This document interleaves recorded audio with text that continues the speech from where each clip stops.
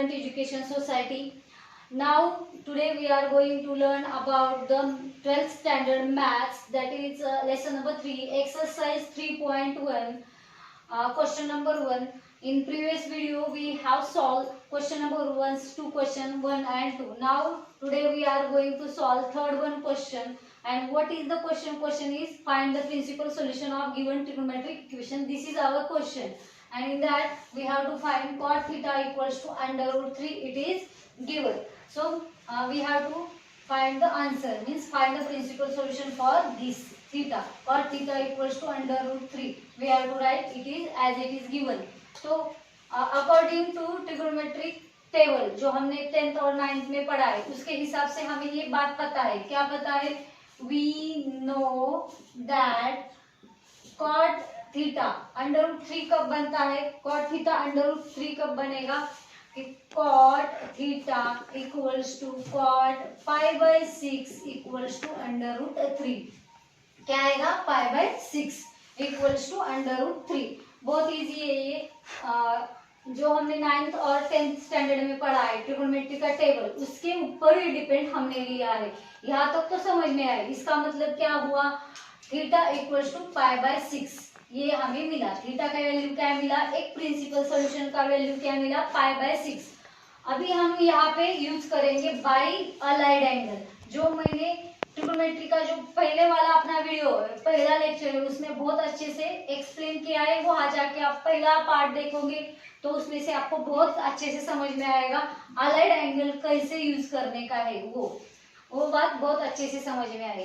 तो हमें क्या चाहिए अभी? कॉट थीटा के लिए क्या वैल्यू चाहिए? सेम यही वैल्यू चाहिए, पाई बाय 6. अगर ये एक्स एक्सिस है और ये वाई एक्सिस है, सपोज ये वाई एक्सिस है और ये एक्स एक्सिस है, यहाँ पे एक्स यहाँ पे वाई, तो हमें ये बात पता है कि कॉट थीटा को वैल्यू क्या चाहिए? कॉट ही वैल्यू चाहिए, मतलब हम एक्स एक्सिस ही लेंगे. तो हमें क्या चाहिए? Pi by 6. तो हमें अलाइड एंगल में क्या मिलेगा? Cot theta equals to cot pi plus theta. Cot pi plus theta ये मिलेगा. तो कॉट थीटा की वैल्यू हमें क्या मिली अभी? Pi by 6. Cot pi by 6 equals to cot pi plus pi by 6. ये बात ध्यान रखो. ये अलाइड एंगल का फॉर्मूला हमने ये यूज किया है. क्या है अलाइड एंगल का formula? Cot theta equals to cot pi plus theta. मतलब हमें क्या चाहिए? थीटा की सेम वैल्यू चाहिए. तो इसीलिए हमने कौन सा फॉर्मूला यूज किया? अगर एक्स एक्सिस लेते हैं तो हमें क्या मिलता है? वही से आंसर मिलेगा.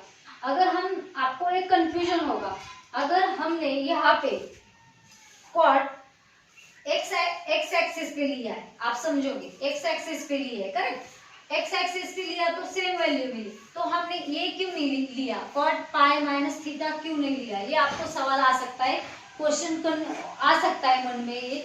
तो हमने अगर कॉट पाई माइनस थीटा लेते तो वो थीटा है ये क्वाड्रेंट सेकंड में आता. क्या? जो कॉट थीटा है वो सेकंड क्वाड्रेंट में आता, और सेकेंड क्वाड्रेंट में कॉट थीटा नेगेटिव बनता है. ये आपको बात पता है, क्योंकि कॉट इक्वल्स टू क्या फॉर्मूला है? Cot equals to cos upon sine. ये बात समझ में आई? तो इनका रेशियो क्या आएगा? नेगेटिव आएगा. कहाँ पे? सेकेंड क्वाड्रेंट में. इसीलिए हमने पाई माइनस थीटा नहीं लिया. ये बात समझ लो. ये कुछ लर्न करने की बात नहीं है, समझने की बात है. समझ के लो, और कौन से क्वाड्रेंट में क्या पॉजिटिव है और क्या नेगेटिव है, इसके हिसाब से हम ये अलाइड एंगल फॉर्मूला यूज करेंगे. बहुत इजी है, कंफ्यूज होने की कोई बात नहीं.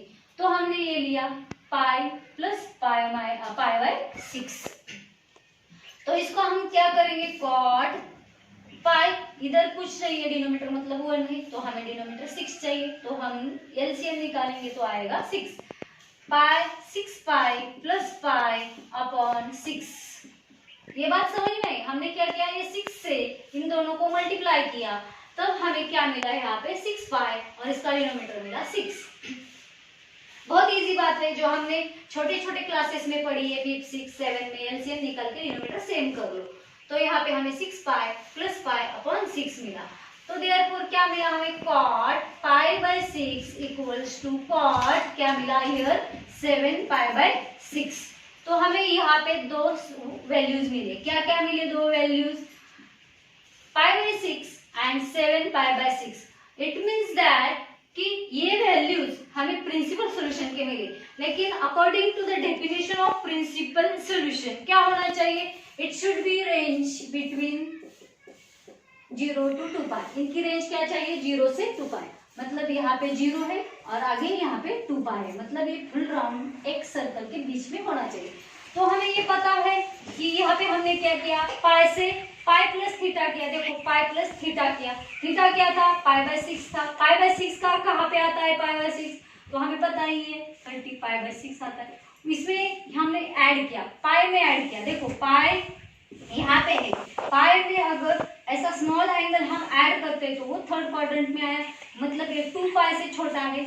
बहुत इजी बात है, थोड़ा सा दिमाग लगाओ, बहुत इजी बात है, लर्न करने की कोई जरूरत नहीं है, इसमें कोई ट्रिक नहीं, दिमाग यूज करो, बहुत इजी बात है. पाई में कुछ ऐड किया स्मॉल एंगल तो थर्ड इसमें क्वाड्रेंट में आएगा. समझ में आई बात?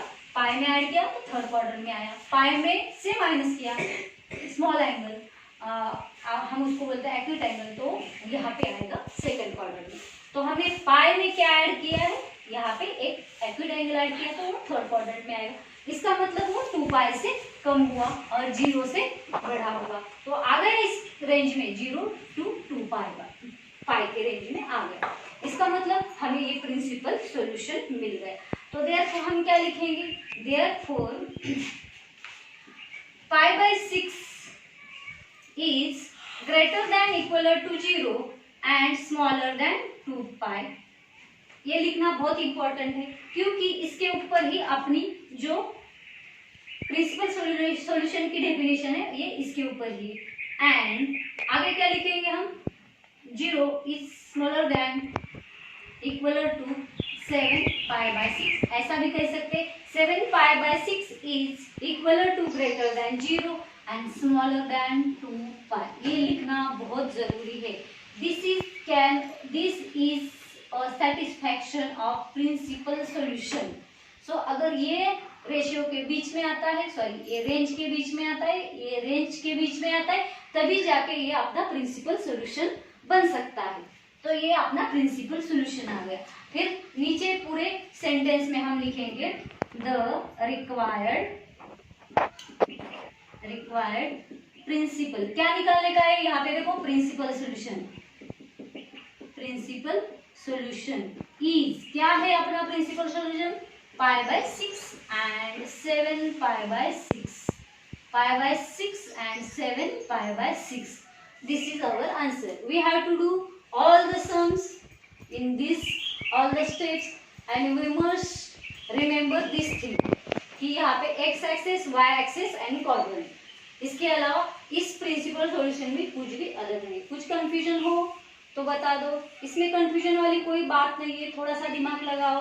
जो 9th स्टैंडर्ड में सिखाए वो देख लो. 11th स्टैंडर्ड में अलाइड एंगल दिया है, और फर्स्ट जो अपना लेक्चर है ट्रिग्नोमेट्री का उसमें भी मैंने अच्छे से पढ़ा है, वो भी अच्छे से देख लो. अभी हम लेंगे क्वेश्चन नंबर 4. इसका क्वेश्चन नंबर 4 लेंगे. ये मैं वैसे लिखती हूँ क्योंकि बात बात लिखना पड़ता है इसको. क्वेश्चन नंबर 4 है, जिसका आंसर मुझे लगता है टेक्स्ट बुक में थोड़ा सा गलत दिया है. आप भी चेक कर लो, मैं तो आपको यहाँ पे बताती हूँ. क्वेश्चन नंबर 4 दिया है अपने को. क्या दिया है? मेरे पास टेक्स्ट बुक नहीं है, मैंने सॉफ्टवेयर से वो निकाला है. cot theta equals to 0. अभी cot थीटा इक्वल्स टू 0 दिया है, तो हमें क्या निकालने का है? cot theta equals to 0. कब बनता है cot थीटा इक्वल्स टू 0? हमें एक बात पता होनी चाहिए. cot किसके अपोजिट आता है? tan के अपोजिट आता है. जब tan नॉन डिफाइंड होता है और या इन्फिनाइट होता है तब जाके cot 0 बनता है. ध्यान दे दो. क्या? जब tan nd बनेगा या इन्फिनाइट बनेगा, this is the sign of infinity. Infinite बनेगा तब जाके cot 0 बनेगा. ध्यान में आई बात? cot के अपोजिट होता है tan. tan कब नॉन डिफाइंड और इन्फिनाइट बनता है तब जाके cot 0 बनता है. तो हमें सबको पता है tan कब nd है? फॉर π/2. तो इसका मतलब क्या? We know that cot theta equals to cot π/2 equals to 0. आई बात समझ में? कब बनता है cot? 0 जब उसका वैल्यू π/2 होता है। ये बात ध्यान में रखो। देयरफॉर हमें थीटा क्या मिला, π/2। रिमेंबर दिस थिंग, थीटा क्या मिला, π/2। अभी फिर से वही बात आई क्या, ये देखो x axis and y axis. Again same जो थर्ड क्वेश्चन में किया है वही allied angle by allied angle formula हम यहाँ पे यूज करेंगे। क्या है allied angle, cot theta equals to क्या आएगा, कॉट पाई प्लस थीटा। क्या आएगा, कॉट पाई प्लस थीटा। तो हमें थीटा क्या मिला, थीटा क्या मिला, ये मिला। तो therefore cot π/2 equals to cot क्या मिलेगा, सॉरी यहाँ पे डबल कॉट लिखा हमने, तो क्या मिलेगा, पाई प्लस π/2। आई बात समझ में। इसके पहले भी ये किया था क्योंकि एक्स एक्सिस पे हमें सेम वैल्यू मिलेगा, साइन का साइन, कॉस का कॉस, टैन का टैन, कॉट का कॉट, सेक का सेक एंड कोसेक का कोसेक एक्स एक्सिस पे। तो हमने यहाँ पे क्या लिया, यहाँ पाई है तो हमने एक्स एक्सिस का पाई प्लस थीटा किया, जाके हमें कॉट थीटा का वैल्यू पॉजिटिव मिलेगा। तो यहाँ पे क्या आया, कॉट π/2 इक्वल्स टू कॉट, यहाँ पे सेम डिनोमिनेटर सेम करने का है तो एलसीएम आएगा 2, तो यहाँ पे आएगा 2 पाई प्लस पाई अपॉन 2। समझ में आई बात, इस 2 ने इन दोनों को मल्टीप्लाई किया तो यहाँ पे 2 पाई आया, इधर भी 2 आया तो 2 कॉमन गया। यहाँ तक समझ में आया, कुछ प्रॉब्लम है इसमें, कंफ्यूजन की कोई बात नहीं, बहुत इजी वे है। यही वैसे आप अगर करोगे तो आपको बहुत ज्यादा इजी जाएगा। तो आगे देखो इनका एडिशन क्या होगा, therefore cot π/2 equals to cot 3π/2। इनका एडिशन क्या आया, 3π/2 और दोनों का वैल्यू क्या आएगा, 0, और दोनों का वैल्यू क्या आएगा, 0।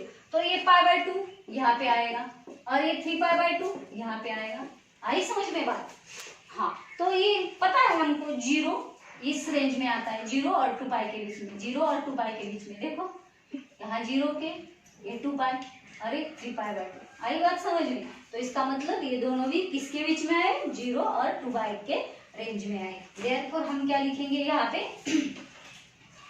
2 pi is greater than equal to 0 and smaller than, sorry π/2 is greater than equal to 0 and smaller than 2 pi। and क्या लिखोगे, आगे क्या लिखोगे, आगे 0 is smaller than equal to 3 pi by 2 and smaller than 2 pi। आई बात समझ में। ये जो आप ना सेटिस्फाइड करता है इस रेंज के लिए, तो ये लिखना बहुत ज्यादा इम्पोर्टेंट है। तो उसके आगे लिखेंगे हम therefore the required principal solution is क्या आएगा, π/2 and 3π/2। ध्यान में रखो, ये बात समझ में आई। ये हो गया क्वेश्चन नंबर 1। अभी आगे देखते हैं हम क्वेश्चन नंबर 2। अच्छे से देख लो, ध्यान दे के देख लो, बहुत इजी है। मुझे लगता है इसका मैंने आंसर देखा था, कुछ और लिखा है टेक्स्ट बुक में, ये सम थोड़ा ध्यान से देख लो। आई बात समझ में। अब देखते हैं क्वेश्चन नंबर 2। मेरे पास टेक्स्ट बुक नहीं है, मैंने नोटबुक पे क्वेश्चन लिख के लिए थे मोबाइल से अपने। हम देखते हैं क्वेश्चन नंबर 2 क्या दिया है। क्वेश्चन नंबर 2 वही है, सेम क्वेश्चन है। क्या है, find the principal solution of the following equation. Question number 2 क्या करने का है, प्रिंसिपल सॉल्यूशन। क्या करने का है, find the principal solution of following equation. तो पहला वाला क्या दिया है वो लेंगे हम। पहला वाला दिया है sine theta equals to negative half 1/2। क्या दिया है, sine theta equals to negative half. तो वही सेम मेथड से हम इसको सॉल्व करेंगे। Sine theta equals to half ये दिया है। अगर हम इस नेगेटिव साइन को थोड़ी देर के लिए नहीं ऐसा सोचते, इसको इग्नोर करते, इसको भूल जाते थोड़ी देर के लिए, तो हमें ये बात समझ में आती है, वी नो दैट क्या समझ में आएगा यहाँ पे, we know that sine theta equals to sine कब आता है ये, साइन थीटा इक्वल्स टू 1/2 कब आएगा, π/6 equals to half.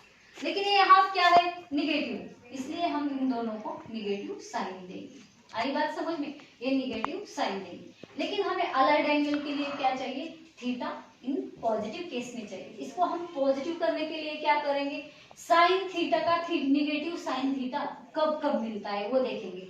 Sine theta का निगेटिव साइन थीटा कब मिलता है वो अलाइड एंगल से देखेंगे। देखो अभी देखा तो हमने by allied angle, by allied angle, by allied angle, by allied angle क्या आएगा, sine theta equals to sine क्या आएगा, पाई प्लस थीटा, एंड दूसरा क्या आएगा, दूसरा आएगा साइन 2 पाई माइनस थीटा। ये दो जगहों पे हमें क्या मिलता है, sorry negative sine theta equals to क्या मिलेगा, sine pi plus theta and sine 2 pi minus theta. एक बार देख लो, अगर यहाँ पे ये एक्स एक्सिस है और ये वाई एक्सिस है, यहाँ पे क्या है, पाई है और यहाँ पे 2 पाई है, यहाँ पे थर्ड क्वाड्रेंट है और यहाँ पे फोर्थ क्वाड्रेंट है। हमें पता है पाई लिया हमने तो साइन का साइन, कॉस का कॉस, टैन का टैन, ये सब आता है। पाई प्लस थीटा लिया तो थीटा कहाँ पे आएगा, थर्ड क्वाड्रेंट में आएगा। 2 पाई माइनस थीटा लिया तो थीटा कहाँ पे आएगा, फोर्थ क्वाड्रेंट में आएगा। मतलब थर्ड और फोर्थ क्वाड्रेंट में साइन निगेटिव होता है, इसीलिए निगेटिव साइन थीटा। आई बात समझ में, निगेटिव साइन थीटा, ये बात समझ में आई। तो दोनों जगह पे साइन थीटा का वैल्यू क्या आएगा, साइन थीटा का वैल्यू क्या आता है, नेगेटिव साइन थीटा। तो हमें थीटा क्या मिला, उसकी वैल्यू हम यहाँ पे और यहाँ पे डालेंगे। तो थीटा की वैल्यू क्या थी, हमें ये मिली थी, क्या है, थीटा इक्वल्स टू, यहाँ पे लिखना भूल गई मैं, क्या मिला था, theta equals to pi by 6। Therefore हम क्या लिखेंगे, sine pi plus pi by 6 and दूसरा क्या है यहाँ पे, sine 2 pi minus pi by 6। आई बात समझ में, ये मैं रख करती हूँ। अपना बोर्ड थोड़ा छोटा है, घर पे ये सब ले रहे लॉकडाउन की वजह से, थोड़ा हेल्प करो इस बारे में। आई बात समझ में। तो इक्वल्स टू क्या आएगा, निगेटिव साइन, उसका क्या आएगा, वो थीटा क्या है, हाफ है। आई बात समझ में, ये आएगा। और नहीं तो हम यहाँ पे निगेटिव साइन थीटा भी ऐसा भी लिख सकते हैं, इक्वल्स टू निगेटिव हाफ। आई बात समझ में। तो यहाँ पे क्या आएगा, फिर यहाँ पे क्या आएगा, साइन डिनोमिनेटर सेम करने के लिए 6 पाई प्लस पाई अपॉन 6, डिनोमिनेटर सेम हो गया, एलसीएम 6 था इसलिए इसको मल्टीप्लाई किया तो यह 6 पाई ये हो गया। इसका भी आएगा निगेटिव साइन थीटा आएगा, इसको यहाँ लिख दीजिए। और उसके बाद एंड क्या आएगा, दोनों को ये सेपरेट करके इसको लिखिए। फिर यहाँ आएगा साइन 2 पाई का, यहाँ आएगा 12 पाई माइनस पाई अपॉन 6। आई बात समझ में, इक्वल्स टू क्या, negative sine theta, equals to negative sine theta. यहाँ तक समझ में आया। तो आगे क्या होगा इसका, साइन क्या आएगा इसका, 7 pi upon 6, 7 pi upon 6 equals to क्या है, नेगेटिव साइन थीटा। थीटा की वैल्यू क्या है अपनी, यहाँ पे रखेंगे पाई बाय 6। आई बात समझ में, पाई बाय 6। आई बात समझ में। यहाँ इसका मतलब क्या हुआ, नेगेटिव साइन पाई बाय 6 को हम 7 पाई बाय 6 लिख सकते हैं। मतलब नेगेटिव साइन पाई बाय 6 की वैल्यू 7 पाई बाय 6 आती है पॉजिटिव में। आई बात समझ में, फिर से बताती हूँ। नेगेटिव साइन पाई बाय 6 की पॉजिटिव, ये साइन रिमूव करने का, निगेटिव की पॉजिटिव, इसकी निगेटिव जो वैल्यू उसको पॉजिटिव में कैसे लिखेंगे हम, 7 pi by 6 and same here.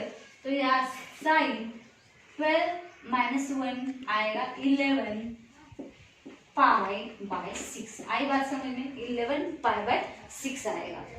और इक्वल्स टू क्या आएगा, साइन निगेटिव पाई बाय 6। मतलब इसको निगेटिव साइन पाई बाय 6 को हम और कैसा लिख सकते हैं, 11 पाई बाय 6। अभी हमने क्या किया है, 6 पाई बाय 6 इक्वल्स टू क्या है, 7 pi by 6 and 12 pi minus pi equals to क्या मिला, 11 पाई प्लस 6 मिला। तो अभी फिर से वही क्वेश्चन, क्या ये 0 और 2 पाई इसके रेंज में बीच में आता है, कौन सी रेंज है, 0 to 2 पाई, इस रेंज में आते हैं क्या ये दो वैल्यू, क्या लगता है आपको आते हैं क्या, जरा सोचो। मैंने क्या बताया था पिछले टाइम, पाई प्लस थीटा, थीटा क्या है, एक्यूट एंगल है, स्मॉलर देन 90 है, तो ये थर्ड क्वाड्रेंट में आएगा। करेक्ट, समझ में आई बात। यहाँ देखो, यहाँ मैं ड्रॉ करती हूँ छोटा सा, यहाँ सर्कल, यहाँ आएगा पाई और यहाँ आएगा 2 पाई। अगर पाई में एक्यूट एंगल ऐड किया तो थर्ड क्वाड्रेंट में आएगा।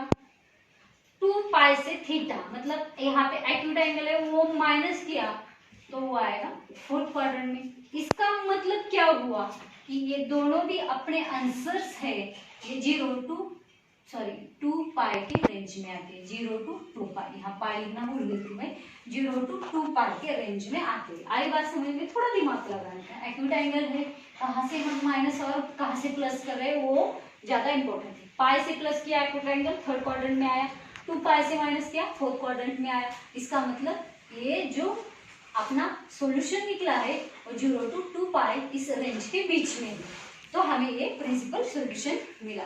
देयरफॉर हम यहाँ क्या लिखेंगे, यहाँ 7 pi by 6 is greater than equal to 0 and smaller than 2 pi. लिखना बहुत जरूरी है, मैं बार बार समझाती हूँ आपको कि ये लिखना बहुत जरूरी है। और क्या लिखेंगे हम, 11 pi by 6 is greater than equal to 0 and smaller than 2 pi. आई बात समझ में, ये होगा। तो देयरफॉर हम आगे लिखेंगे, therefore the required principal solution is, क्या है अपना रिक्वायर्ड प्रिंसिपल सॉल्यूशन, देख लो क्या है, 7 pi by 6 and 11 pi by 6। आई बात समझ में, ये हुआ अपना आंसर। कोई कंफ्यूजन हो तो बताओ, डरने की कोई बात नहीं, बहुत इजी है। यहाँ तक जब तक थीटा मिलता है तब तक हम 9th और 10th स्टैंडर्ड में जो ट्रिग्नोमेट्रिक टेबल किया है उसमें से लेंगे थीटा की वैल्यू, बाद में अलाइड एंगल से लेंगे। अलाइड एंगल देखो ये ऐसा, यहाँ से लेंगे और फिर कैलकुलेशन करेंगे, और फिर ये सेटिस्फाइड करता है क्या रेंज, वो देखेंगे। रेंज सेटिस्फाइड कैसे करते हैं, ये सर्कल और उसके एंगल, उसके क्वाड्रेंट्स और एक्स एक्सिस वाई एक्सिस के हिसाब से देखने का। बहुत इजी है, कुछ कंफ्यूजन वाली बात नहीं है। अगर कुछ प्रॉब्लम है तो नीचे कमेंट्स बॉक्स में कमेंट कर लो, बता दो। आपके हर एक कंफ्यूजन का सॉल्यूशन यहाँ पे मिलेगा। स्टूडेंट एजुकेशन सोसाइटी लॉकडाउन के बाद और लॉकडाउन में हमेशा आपके साथ रहेगी। आपको कुछ कंफ्यूजन है, प्रॉब्लम है तो बता दो। वीडियो अगर पसंद आया तो शेयर करो, लाइक करो। थैंक यू, धन्यवाद।